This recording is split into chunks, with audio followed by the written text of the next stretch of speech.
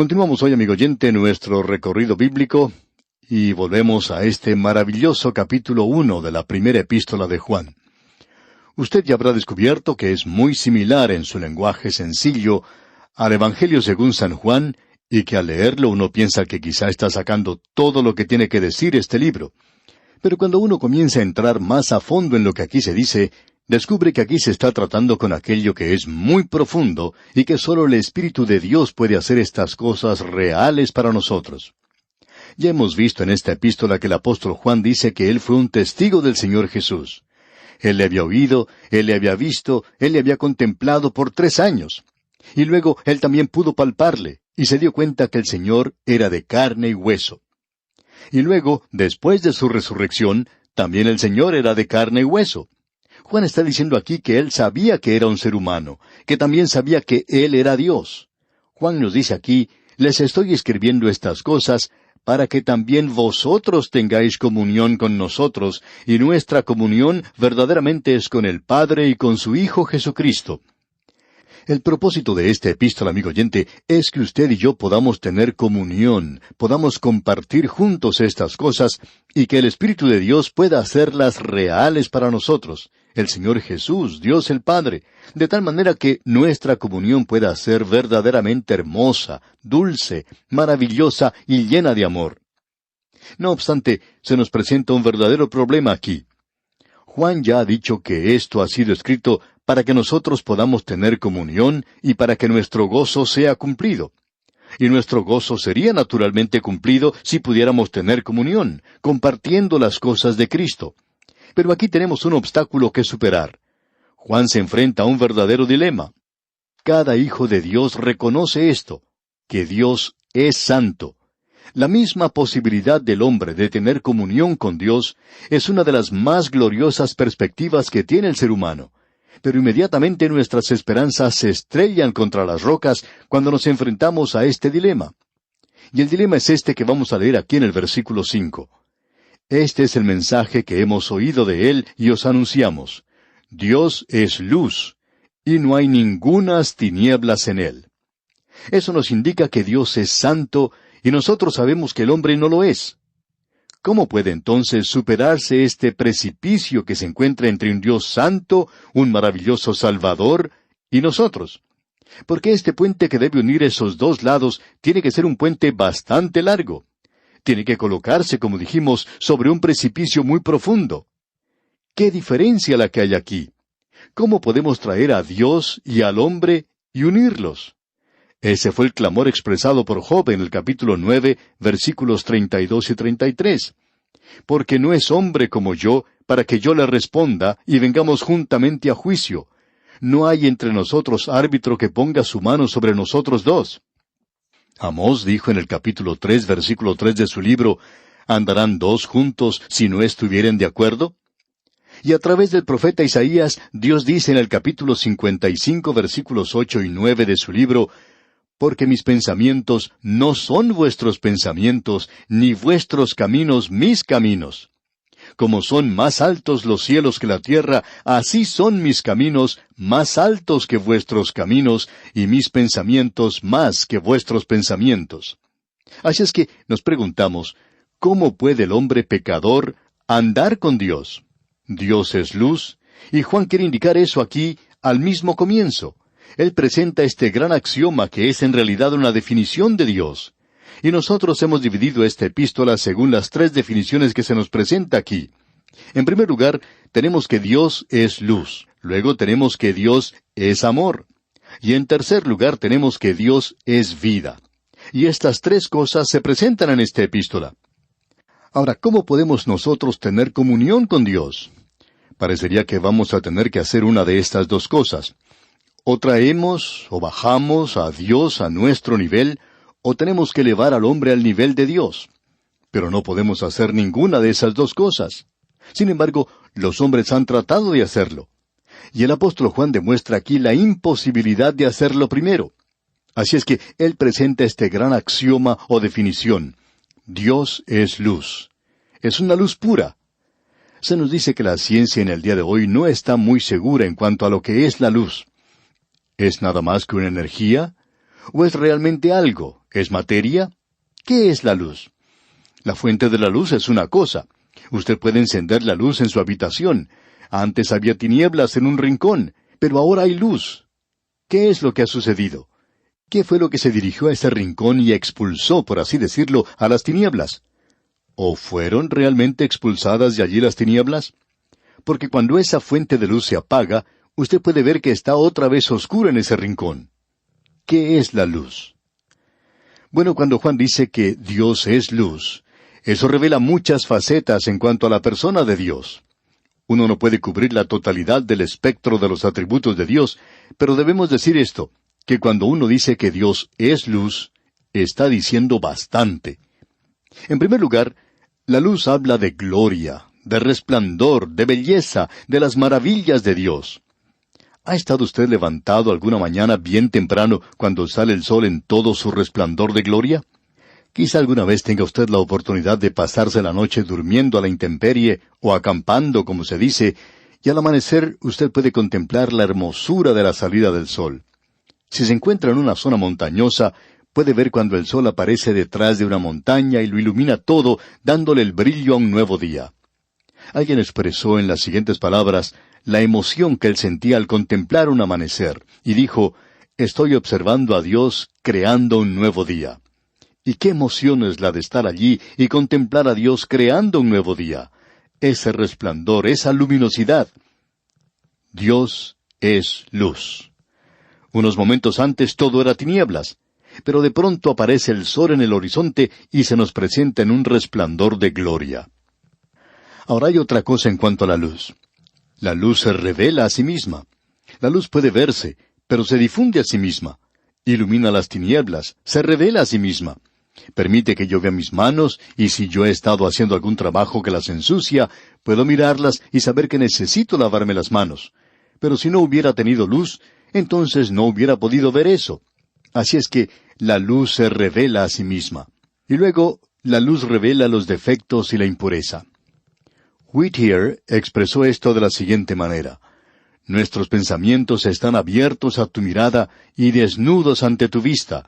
Nuestros pecados secretos se ven a la luz de tu semblante puro. Y como acostumbraba decir el Dr. Schaeffer, ese pecado secreto aquí en la tierra es un escándalo abierto en el cielo, porque nuestros pecados están delante de Él, porque Dios es luz. Y luego también nos habla de la pureza de Dios, de una pureza blanca, de una santidad sin mancha de Dios. Dios se mueve sin hacer sombra. Él es luz, Él es puro. La luz del sol es en realidad la catarsis, es decir, la purificación de la tierra, y no solo nos provee luz, sino que también actúa como un gran limpiador. Muchas de las señoras que nos escuchan en este momento colocan la ropa al sol para que el sol la limpie, para quitarle algún mal olor, alguna mancha. El sol es un gran agente limpiador. Y esto nos habla de la pureza de Dios. Dios no hace una sombra. Ya hemos visto esto allá en el libro de Hebreos. Dios no proyecta una sombra. Luego tenemos otra cosa, la quinta cosa que queremos mencionar aquí. La luz guía a los hombres, señala el camino. La luz en el horizonte lleva a los hombres a animarse, a continuar marchando. Dios es luz. Vayamos ahora al otro extremo. Las tinieblas son en realidad más que una negación de la luz. En efecto, no solo es lo opuesto de la luz, sino que es algo hostil a la luz. Es la luz, la santidad de Dios, en oposición o en conflicto directo con el mal y con el caos del mundo. Se nos presenta ahora un dilema. Nosotros somos pequeñas criaturas aquí llenas de pecado. Amigo oyente, estamos depravados totalmente. Sin la gracia de Dios para la salvación, no seríamos otra cosa en el mundo sino una criatura que está en rebelión contra Dios y sin nada bueno en nosotros. Dios ha presentado esto de una manera muy clara, que Él no encuentra nada bueno en el hombre. El apóstol Pablo dice, «Yo sé que en mí, esto es, en mi carne, no mora el bien». Y él también dice, «No hay justo ni aun uno». No hay nadie que tenga una bondad innata, sino que todos están en rebelión contra Dios. Luego él continúa hablando, diciéndonos en cuanto a la rebelión que se encuentra en el corazón humano. Él dice allá en su epístola a los Romanos capítulo 8, versículo 7, «Por cuanto los designios de la carne son enemistad contra Dios, porque no se sujetan a la ley de Dios ni tampoco pueden. Así es que estamos viviendo en un mundo que se encuentra en rebelión contra el Dios Todopoderoso. Dios es santo, yo soy pecador, sí, salvo por gracia, y ahora voy a tener comunión con Él. ¿Cómo voy a andar con Él? Bueno, los hombres han tratado de hacer esto en 3 formas diferentes que se presentan aquí. 2 de ellas son equivocadas. El primer método es el de tratar de traer a Dios al nivel del hombre. Escuche lo que dice el versículo 6 de este capítulo 1 de la primera epístola del apóstol Juan. Si decimos que tenemos comunión con Él, y andamos en tinieblas, mentimos y no practicamos la verdad. ¿Se da cuenta usted de lo que Juan está diciendo aquí? Él nos habla de una manera directa y dura, ¿no le parece? Él dice aquí que mentimos. No es algo muy amable llamar a otra persona mentirosa. Pero Juan dice, si decimos que tenemos comunión con Él, y andamos en tinieblas, es decir, en pecado, mentimos. No somos nosotros quienes decimos eso. Nosotros no queremos ser ofensivos diciendo eso. Pero Juan lo dice. Amigo oyente, nosotros siempre pensamos de Juan como una persona mansa, tierna, delicada. En efecto, durante la Edad Media, hubo un pintor que lo pintó con rizos en sus cabellos. No quisiera ser esa clase de artista por nada del mundo. Allí Juan aparece como si fuera un melenudo con rizos. La idea se propagó al llamarle el apóstol del amor. Nuestro Señor Jesucristo nunca lo llamó así, sino que lo llamó el Hijo del Trueno. Eso es lo opuesto al amor. Así es que aquí Él nos está diciendo que mentimos. No quisiera ser ese pintor de la Edad Media y un día encontrarme en la presencia de Juan. Si Juan y aquel pintor se encuentran algún día en la esquina de la avenida Gloria y el Boulevard Aleluya en el cielo, amigo oyente, ese pintor va a saber muy bien lo que es el trueno y el relámpago, porque estamos seguros que Juan va a hablarle de una manera directa. ¿De dónde salió esa idea de darle al mundo la impresión de que yo era un individuo cobarde y flojo? Amigo oyente, él era un pescador robusto y fuerte. Y él está diciendo aquí que si decimos que tenemos comunión con Él y andamos en tinieblas, mentimos y no practicamos la verdad. Porque Dios es luz, Dios es santo. En el día de hoy se escucha hablar tanto del pecado entre los creyentes. En una ocasión un periódico informó que algunos miembros de una secta estaban cometiendo adulterio. No sabemos si en realidad eso era un rumor o si era una información acertada, pero no creemos que el periódico se hubiera arriesgado a que esta gente entablara un juicio legal porque tenía base para decir lo que dijeron. Y los miembros de esa secta hablaban del maravilloso nivel de vida que habían obtenido. Ellos guardan la ley y cosas por el estilo, pero uno de los 10 mandamientos dice, no cometerás adulterio. Por supuesto que ellos tratan de explicar eso. Amigo oyente, si usted va a andar con Dios, entonces va a andar en la luz. Y si hay algún pecado en su vida, entonces no está andando con Él. Alguien quizá diga, bueno, hay pecado en mi vida. Eso lo sabemos. Todos nosotros tenemos eso en nuestras vidas. ¿Y cómo vamos a andar con Dios? Bueno, eso vamos a verlo en la próxima oportunidad, pero usted no puede descubrir eso tratando de bajar a Dios a su propio nivel. El versículo 7 de este capítulo 1 de la primera epístola del apóstol Juan dice, pero si andamos en luz, como Él está en luz, tenemos comunión unos con otros, y la sangre de Jesucristo su Hijo nos limpia de todo pecado. Esa luz significa la palabra de Dios, porque es allí donde nosotros tenemos la luz de Dios, en su palabra. Leamos una vez más el versículo 7. Pero si andamos en luz, como Él está en luz, tenemos comunión unos con otros, y la sangre de Jesucristo su Hijo nos limpia de todo pecado. Ahora aquí tenemos algo importante de notar. No es primordialmente cómo anda usted, es dónde camina, porque usted puede estar caminando en las tinieblas y pensar que está caminando bien y que no hay ningún problema. El Dr. J. Vernon McGee, autor de estos estudios bíblicos, contaba que después de un servicio el domingo por la mañana, al comienzo de su ministerio como pastor, un médico se acercó a él y le preguntó si quería salir a cazar ardillas.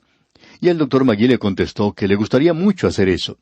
Así es que este médico le trajo una escopeta y salieron juntos por la tarde y fueron a su finca y de allí salieron a cazar. Había 2 colinas, una de un lado de la finca y la otra del otro lado. Y tuvieron una buena cacería. Avanzando por el camino, llegaron a la división de una cañada, y ese médico le dijo al doctor Magee que él iba a ir por la derecha y que el doctor Magee fuera por la izquierda, y que luego se encontrarían nuevamente donde habían comenzado. Mientras tanto, parecía que iba a llover. Ya había lloviznado 1 o 2 veces y había escampado. Cuando se separaron, comenzó a lloviznar otra vez. El doctor Magee continuó avanzando y dio la vuelta alrededor de la colina. Mientras caminaba, notó que había algunas cuevas. Comenzó a llover un poco más fuerte, y el doctor Magee pensó que se iba a mojar, y entonces, para evitar eso, se metió en una de esas cuevas, la más grande que pudo encontrar. Mientras estaba allí sentado en la oscuridad por unos 30 minutos, comenzó a sentir frío, y entonces decidió encender una fogata. Así es que recogió algunas hojas, algunas ramas, y encendió el fuego. Entonces miró a su alrededor para ver lo que había dentro de esa cueva, y se dio cuenta que no estaba solo. Nunca se había encontrado en un lugar donde hubiera tantas arañas y lagartijas como las que había en esa cueva. Y en un rincón se encontraba una serpiente enroscada y lo estaba mirando. El doctor Magee, por supuesto, salió rápidamente de ese lugar, aunque todavía estaba lloviendo y se mojó bastante, pero no estaba dispuesto a regresar otra vez a esa cueva. El caso es que él se encontraba cómodamente sentado en esa cueva por 30 minutos cuando estaba en tinieblas. Pero cuando hubo luz, él pudo darse cuenta de lo que había allí. Él pudo mirar a su alrededor. En el día de hoy, amigo oyente, hay muchísimos creyentes que están sentados en las iglesias por todas partes. Ellos van a los servicios los domingos por la mañana y no están escuchando la palabra de Dios. Como resultado, están sentados allí en las tinieblas, escuchando a alguien hablar en cuanto a economía, o a política, o a la buena vida, o a hacer algo bueno, a hacer lo mejor que podamos. Amigo oyente, el liberalismo se ha metido de tal manera que hay muchas personas que opinan que somos los mejores del mundo, porque somos tan dulces y buenos. Pero, amigo oyente, hay gran cantidad de personas que han estado sentados en las tinieblas y han estado sentados bien cómodos. Por supuesto que están bien cómodos. Pero si se colocaran bajo la luz de la palabra de Dios, podrían ver que son pecadores, y que uno no puede hacer bajar a Dios al nivel del hombre. Eso es imposible de hacer. Así no es como uno puede andar con Dios. Mira, amigo oyente, vamos a detenernos aquí por hoy. Dios mediante, en nuestro próximo programa, veremos que Él ha provisto un camino por el cual podemos andar. Es nuestra oración que el Señor le bendiga abundantemente.